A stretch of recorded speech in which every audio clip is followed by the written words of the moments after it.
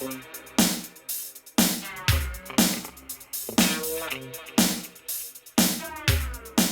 I'm going to talk about regime typologies of nation states. A regime is a political system of a particular state, including all its rulemaking institutions. Regimes are generally considered institutionalized within the state, meaning that it's very difficult to change a regime type. Usually this would only occur through dramatic social events such as a revolution. Political scientists distinguish three types of regimes of nation states: democracy, authoritarianism, and totalitarianism. But we can even take that up a level higher. Fundamentally, most nation states can be classified as either democratic or authoritarianism, totalitarianism being an extreme form of dictatorship or authoritarianism. I'm going to walk you through the three main regime typologies. Our first type of regime is democracy. Democracy is a regime type that involves the selection of government officials through free and fair elections, a balance between the principle of majority rule and protection of minority interests, and constitutional limitations on government action. The defining point of a democracy are free and fair elections.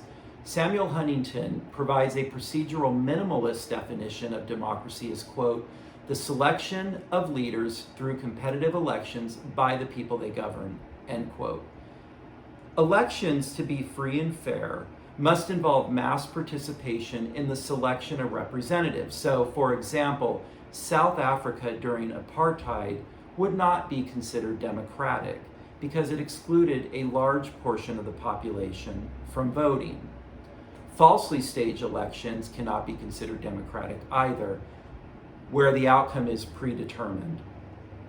Many dictatorships will conduct falsely staged elections in an attempt to provide the regime legitimacy. At its most basic level, then, a democratic regime must engage in free and fair elections. That is what tells us if the state can be considered democratic. So let's look at what free and fair elections are. First of all, for an election to be free, it has four components. Number one, individuals should have the ability to vote. Number two, votes must be made in secret. Number three, candidates have the ability to run for office as defined in the Constitution. And number four, candidates have the ability to campaign for office by providing information to voters. For an election to be fair, number one, voters should have access to impartial coverage of the campaign in the media. Number two, voters should have reasonable access to polling places. For example, you would not require an individual to drive 300 miles to cast their vote. That would preclude anybody without a car or a means of transportation of voting in an election, so that would not be considered a fair election. Number three, the vote of each eligible voter and only of eligible voters are to be counted. Number four, votes are counted equally, one person, one vote. Number five, the losing candidate accepts the results of the election. This is a key part of a fair election as well, because in a hotly contested election where tensions are running high within a society, it is important that the losing candidate accepts the result of the election and rallies behind the individual that won the election. This is a way of moving the nation state forward. You can also understand that in a state that does not have a long history of democracy, or perhaps a state that is holding its first free and fair election, that the losing candidate accepting the results of that election helps that state to move forward. Failure to do that by the losing candidate could have serious consequences in that system, and whether or not that state remains democratic or whether or not there is a peaceful transition of power. And finally, number six, to have a fair election, the electoral process should be administered and monitored by an impartial body of electoral specialists. Again, this is very important in developing democracies where the citizens do not have a lot of faith yet in the democratic system. And this is simply one more way to help provide legitimacy to that system. So free and fair elections are really our defining criteria to determine if a state is in fact a democratic regime. It does not, however, suggest that these are deeply democratic states. but it gives us a starting point to understand that the state is democratic. But just like dictatorships, there's a wide variety of democratic states. Some states have consolidated democracies, meaning that their democracy is institutionalized. The state has been democratic for many years and will continue to be democratic.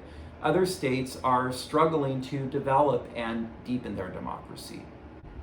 The second regime typology is authoritarianism. An authoritarian state is characterized by a strong central government that allows people a limited degree of political freedom. It lacks free and fair elections that are characterized in a democracy. It lacks generally civil liberties, and one party or leader remains in power indefinitely until they are forcefully removed or they die. Some authoritarian states will contain nominally democratic institutions such as political parties, legislatures, and even elections. However, those elections are generally have predetermined outcomes. Further, power in an authoritarian state is held by a single dictator or a group. Dictatorships, just like democracies, vary in intensity and degree. In 1964, Juan Linz, who was a professor of sociology and political science at Yale University, described 4 characteristics of authoritarian states.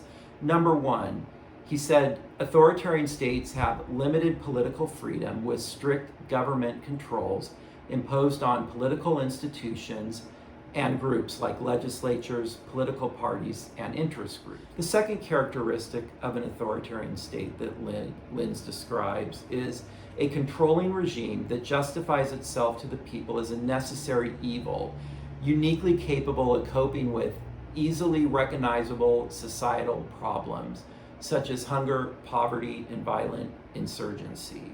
Number 3, strict government-imposed constraints on social freedoms, such as suppression of political opponents and anti-regime activity. And then number 4, ill-defined executive powers, often vague and shifting, which extends the power of the executive. Generally speaking, in dictatorship, opposition groups are not tolerated, and while elections may occur, again, they are staged and they are not considered free and fair. There are various types of dictatorship that exist. For example, a military dictatorship that existed under Pinochet in Chile from 1973 to 1990, or the military dictatorship in Brazil from 1964 to 1985. An additional type of authoritarian regime is a single-party dictatorship. An example of this would be the Communist Party in Cuba or the Communist Party in the People's Republic of China, where one party holds all the power, and generally opposition groups or parties are not allowed to exist. Another type of dictatorship would be personalistic. An example of this would be North Korea under Kim Jong-un or the Castro regime in Cuba. As you can see, some of these dictatorships overlap. You could have a personalistic dictatorship that is also a single-party state. For example, the Castro regime, right, is personalistic, and it's also a single-party communist state.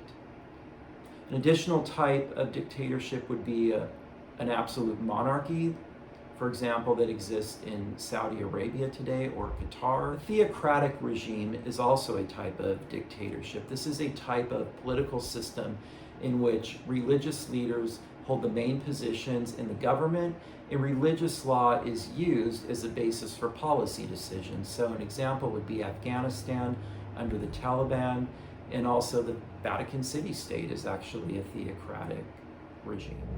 The final regime typology is totalitarianism. This is an extreme form of dictatorship. Totalitarian regimes are often characterized by extensive political repression, a complete lack of democracy, widespread personality cultism, absolute control over the economy, massive censorship, mass surveillance, limited freedom of movement. Mostly notable, there is no freedom to leave the country, and widespread use of state terrorism. Benito Mussolini, the fascist Italian dictator, once summarized the basis of totalitarianism as, quote, everything within the state nothing outside the state, nothing against the state, end quote. In a totalitarian state, the government's range of control over the people is virtually unlimited. The government controls nearly all aspects of the economy, politics, culture, and society. Some examples of totalitarian states would be Stalin's USSR, Mao Zedong's China. China today is not considered a totalitarian state. It is considered a dictatorship, but it has softened significantly since the days of Mao Zedong. A particular totalitarian regime that does exist today is the Democratic People's Republic of Korea under Kim Jong-un. Again, you can think of a totalitarian state as one that permeates throughout society. It is the most extreme form of dictatorship. So those are the three regime typologies: democracy, dictatorship, and totalitarianism. I hope you found this video helpful, and if you've enjoyed it or learned something, please give it a thumbs up. Thanks for watching, and I hope you have a great day.